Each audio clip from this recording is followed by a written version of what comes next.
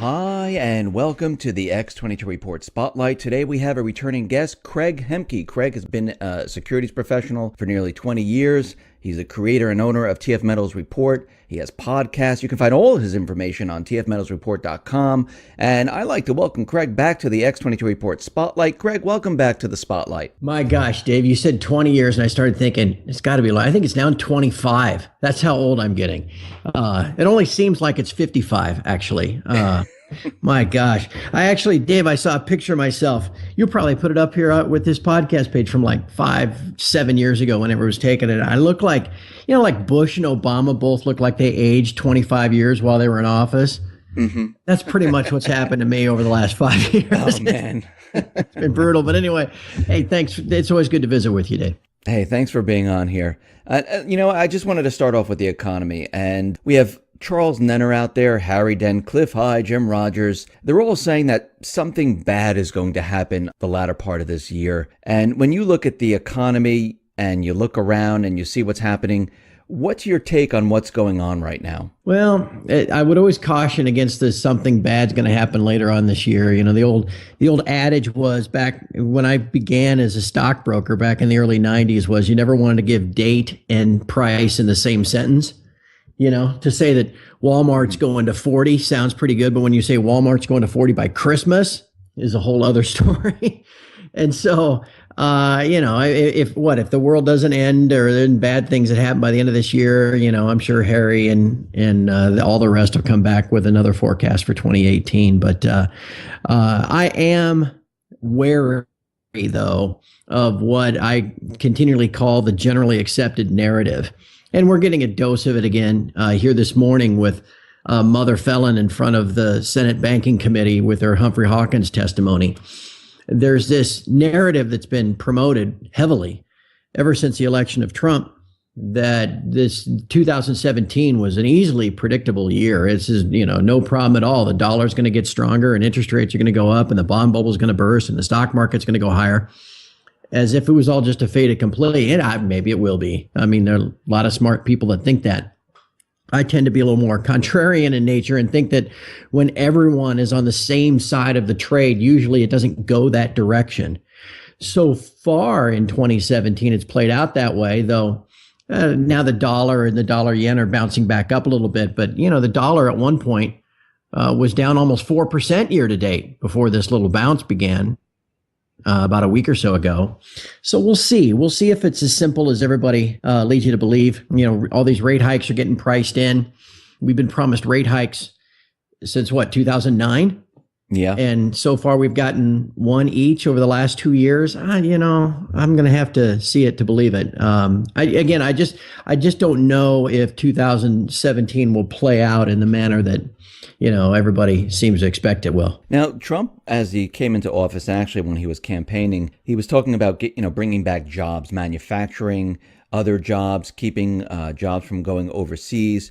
And he talked to Carrier, Ford, GM, and a lot of these companies, they're still taking the jobs and moving them to Mexico. They haven't really changed anything. Now, as Trump is continually out there saying this, do you think with the current economy, do you think he can actually bring the jobs back to the U.S.? Will that even make a difference? Well, that's what you wonder about. Frankly, this may sound like really way out there, whacked out, but I've always thought, in a sense, some of the job exporting was actually related in a way to the petrodollar scheme. You know how the Kissinger came up with that back in the early 70s. If we would always price energy in dollars, there'll always be demand for dollars, and those dollars that we print here will get incubated and recycled and all that kind of stuff. And I think the tax structure of the U.S. was also set up in a similar manner, so that if we continue to offload manufacturing and get goods to be manufactured in other, parts around the world, and other places around the world where they can be manufactured less expensively and then shipped here, that is also a way to kind of incubate dollars, ship dollars overseas when we buy these other countries' goods, and again, get them all incubated. Look, I'm no tenured economist, so I haven't written papers on this kind of thing, but that's just always been my idea. And so I wonder if One, if he'd be successful in remaking the U.S. economy, and can any president actually do that? And if it isn't too far gone, and if that system isn't already so entrenched that there's not much he can do, lowering the corporate taxes and trying to, I guess as they call it, repatriate these funds that are held overseas by these U.S. corporations and have those dollars come back so that the government can tax them. I wonder about that almost from an inflationary standpoint. I don't know if it'd be significant enough that it would cause much inflation, but a lot of these things that he's talking about it's really difficult to predict how it might all play out should it come to pass. Which I guess kind of gets back to what we talked about in the first question. Is it really that predictable and straightforward as to how a Trump administration is going to play out? If we listen to what Mario Draghi, Christine Lagarde, and Fitch just currently, they said, oh, yeah, Trump's economic policies, what they're forecasting is that the economy might, suffer under this. And if the economy, not just here in the United States, but globally, start to deteriorate, it's because of Trump's policies. And Mario Draghi said this, Christine Lagarde said this, Fitch said this. And to me, it sounds like they're kind of setting him up to take the fall for the economy deteriorating as we move forward. Yeah, and on that kind of similar note, Dave, Trump has as his chief trade advisor, I think is the guy's title, a gentleman by the name of Peter Navarro.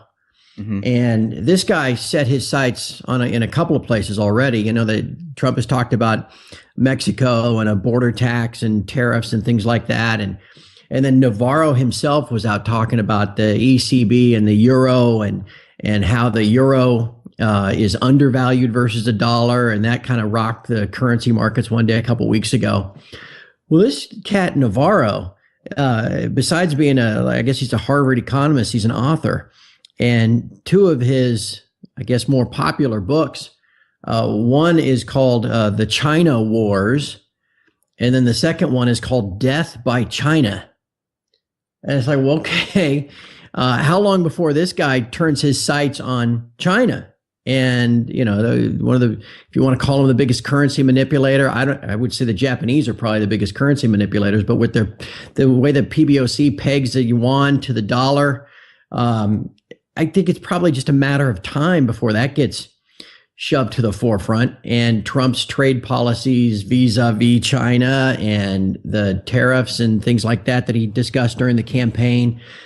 You just don't know how some of this stuff is going to play out, how it's going to be received, not only in the markets, but interpreted by the computers that run all the markets. It would just have to wait and see. I'll give you one more thing too, Dave.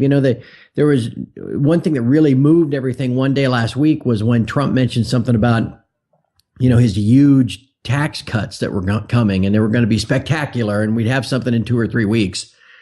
And that sent the dollar, screaming higher and that kind of thing. And that's like as if he's just going to wave a magic wand in 2 or 3 weeks and these things are going to happen and the effects on the economy are going to be instantaneous. He might have a plan. He might have a couple of ideas he puts forth, but that stuff's got to go through Congress.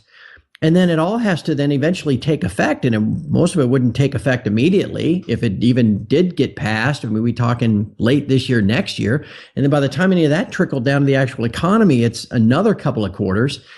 But yet these markets these days, again, as they're all run by computers and all these computers scan the headlines, I guess I'll just draw back again to where we began. I think we have to be kind of cautious with all of this stuff because we just don't know, one, what Trump will suggest, how that will affect all the different global markets. No, that's true. I wanted to move on to gold right now. And last time you were on, we talked about Germany repatriating their gold. They wanted 300 tons, and it looks like that has been completed. It looks like they got all their gold back. But I don't know if you saw this, but something was very interesting about the gold bars they received. They had different labels on the bars than what they had before. And that is kind of strange. Does that tell you something? Does that mean that maybe the Fed really didn't have the gold? Right. What does that say to you? Well, that was kind of the thought at the time. That's always been part of it. And then, if I recall right, in the first 6 or 7 metric tons that they pulled out in 2013, they immediately had them recast. Isn't that how that initially worked? I mean, they shipped them to some refinery in Germany or Switzerland and had them recast and all that. And people thought, was the U.S. just kind of fending off some of their old coin melt bars from the 1930s, that were 90% purity? There just have always been all these questions surrounding that German repatriation schedule. And, as you talk about Europe and Germany, that's certainly an interesting item. But as we look forward into this year, I think perhaps even more compelling will be the demand for physical from just everyday Europeans. Because one of the things that hasn't changed is obviously Brexit is moving forward now. We're going to have a vote. Well, we had the vote of the House of Commons was last week, and now the House of Lords will be back. I think it's a week from Friday. And they'll begin whatever they do to eventually give Prime Minister May the approval to go ahead with Article 50 and Brexit. And then we've got everything that's going on in Greece rearing its ugly head again. We got the continuing problems in Italy, and we got Marine Le Pen kind of riding the same wave that Trump rode. There are real threats to the European Union and this single European currency. And so if you're a regular European, wherever you live, Luxembourg or Belgium or whatever, and you're faced with a kind of a double whammy of negative or zero interest rates on your savings in euros, but then a devaluing euro because, it may be going the way of the dodo bird. You look at that and you think, well, I've got to have an alternative for how I'm going to hold my savings. And I think that could be a real significant grassroots demand for physical gold in the months ahead, and that's another story for 2017 that people need to really keep an eye on. Yeah, you mentioned the Brexit and the EU and a lot of the other countries. Most likely, they'll have some type of referendum saying we don't want to be part of the EU. We see it's heading toward that direction. And Germany, like we just mentioned, was asking for all their gold back. Why do you think they accelerated the process of getting the gold back to their country? Do they know something? Yeah, that makes you wonder, doesn't it? Because again, now we're speculating here, and there could be any one of a number of reasons, but that's certainly in the ballpark of rationale, isn't it? That they would think, yeah, they were going to play ball and wait their 7 years to get their 300 tons, and then they could see these dominoes falling into each other, and they said, wait a second, hold on just a minute, you better give us that gold now, because there's all this turbulence on the horizon. Yeah, no doubt about it. We talk about Grexit and Brexit and Frexit for France and Italy for Italy. There are a lot of, really, if you just take yourself back 3 or 4 years, just the structural problems, of the northern euro area basically paying for and covering the debts of the southern euro area. We had all these talks about whether the euro would split apart just based on those structural problems. And now you got countries just wanting to leave the euro. That could be, at least I'm holding out hope that it will be one of the key drivers of physical gold demand that finally breaks apart it's really a scheme, a paper derivative pricing scheme that has held for the metals since, the mid 70s. It's what we're all waiting for. And something like that, it could be finally enough significant demand of people wanting it in their own hands, not wanting to play in the unallocated system, not wanting just shares of some ETF, not wanting a pooled account at UBS, but actually wanting the real thing in their own safe because it's such a time of monetary change. That could be enough to really upset the apple cart that the bullion banks have been pushing along now for 40 some odd years. You mentioned gold and the precious metals market, and we saw the manipulation with like Deutsche Bank and other banks, and they paid fines and things like that, but nothing really happened. It looks like the manipulation is continuing. Like nothing's really changed. Gold moves up and down just a little bit, and every time it starts to move up, all of a sudden it's pushed right back down into this area. It really hasn't gone anywhere for a very long time. And go ahead. Oh, I'm sorry, Dave. I didn't mean to interrupt you. So please. No, I was just going to, one thing I was going to say was Cliff High was saying when I was having an interview with him that silver is going to be a very close relationship to gold later on. And it's going to be, worth almost as much as gold. That, it would be interesting to see if it gets to that point. When I look at the silver market, and if you could see me right now, I'm making like the little quotation marks with my fingers like people do when I say the word market. It's a great example of uneconomic pricing, because, heck, at $18 an ounce, silver is basically the same price that it was in the late 70s, 40 years ago. Everybody says, well, silver is a great hedge against inflation and all this kind of, it's a commodity, and commodities go up as inflation, all that. Really? 40 years? How about that? Yeah. What else has not gone up for 40 years? Silver is about it. And why is that?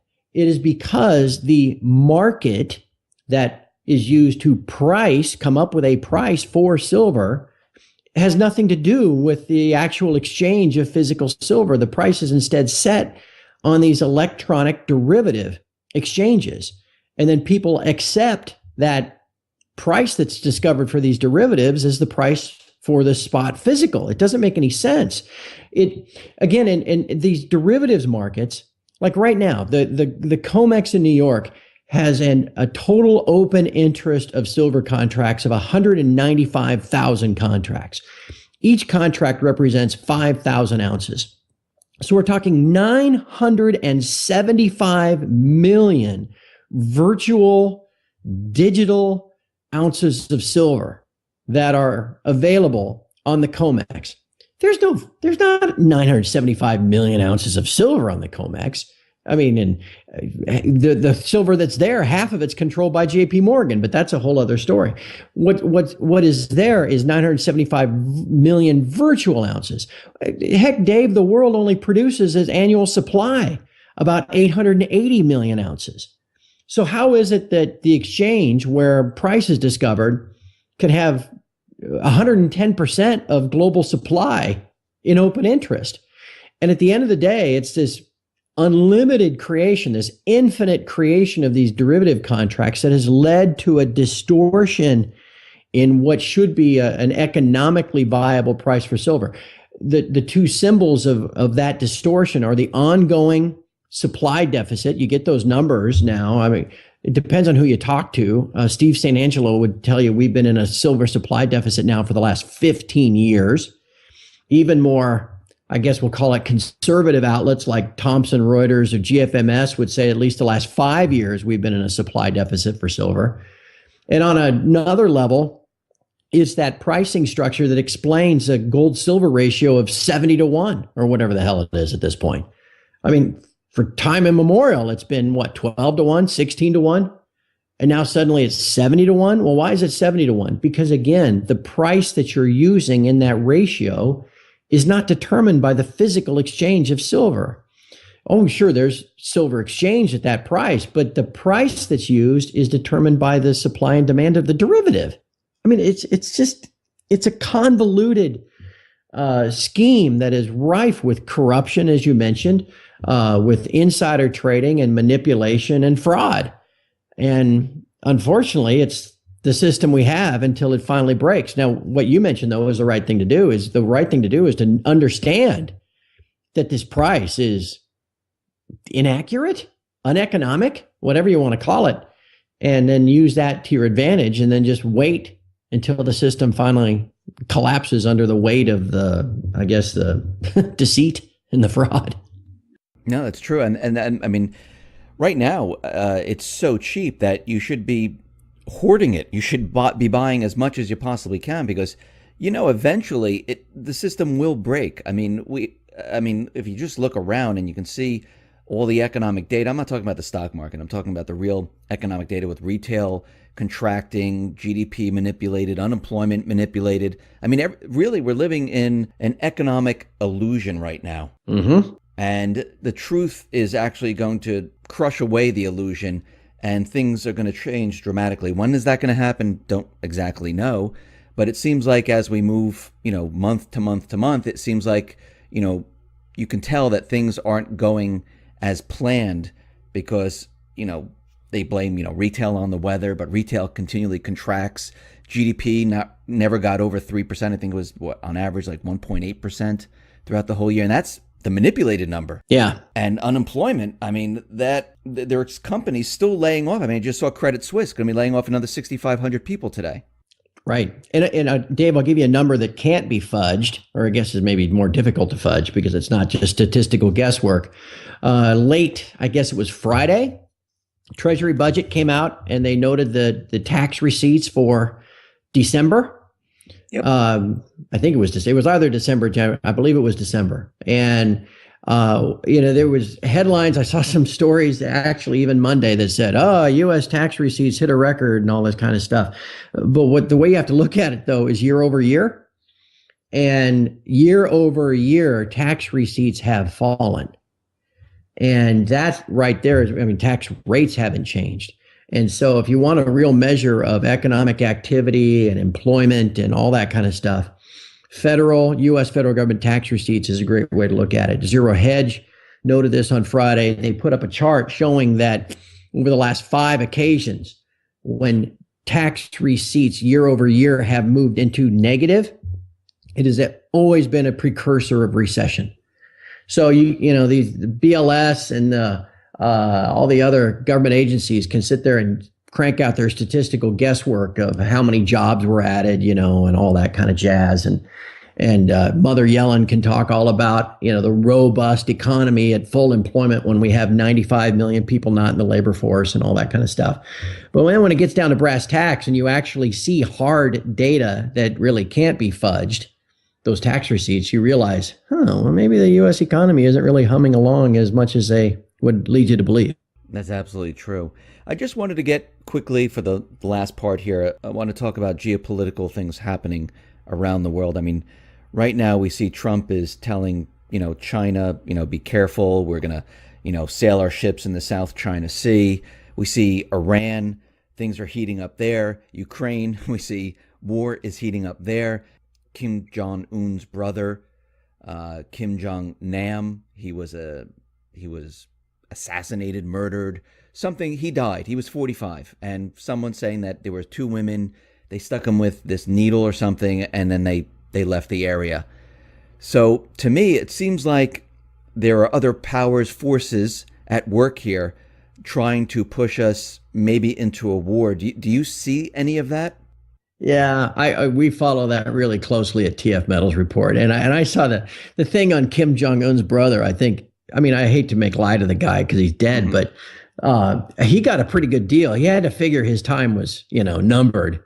Any sunrise he saw, he had to figure, I didn't expect to wake up today, because eventually he had to figure his brother was going to come get him. To get stuck with poison and just drop dead is a much better fate than Uncle General June, who I think they strapped to a slab of concrete and mortared, right? Remember that? Yep. So this guy, at least he was nice enough to his brother to just hit him with some poison.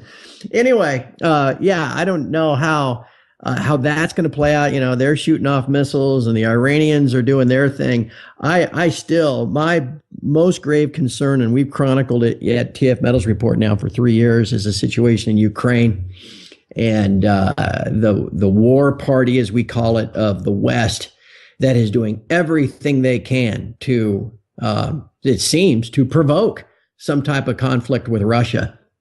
And now, 3 years on, war seems to be heating up again in the southeast of Ukraine, where the Kiev government, with help from NATO and U.S. advisors, is up against these they call them separatists, but they're just regional southeast Ukrainians that don't want any part of the Kiev government. And now we've got both sides at loggerheads down there.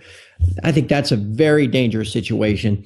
In the time since that was originally kind of beginning to draw headlines 3 years ago. Now NATO in the US have positioned troops into the Baltics, into Estonia and Latvia and Lithuania. So basically directly on Russia's western border.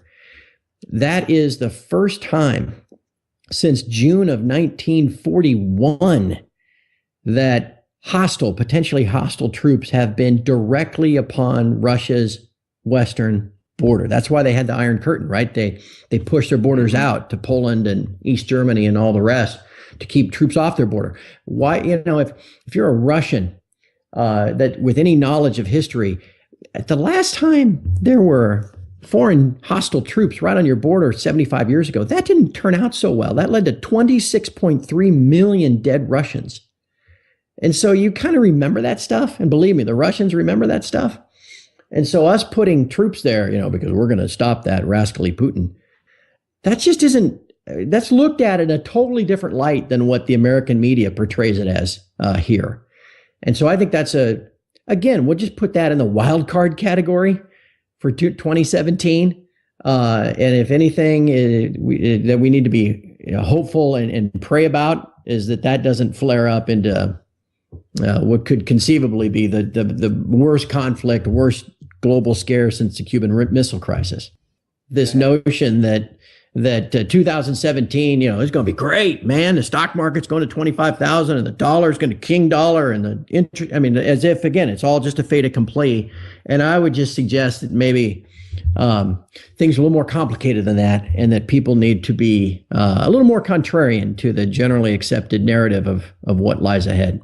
Craig, I really appreciate you coming on the X22 Report Spotlight. Once again, how can people see your work? tfmetalsreport.com. We all recognize that this debt-based financial system it's a mathematical certainty that eventually it's going to run out of gas, and we're all kind of preparing for that end.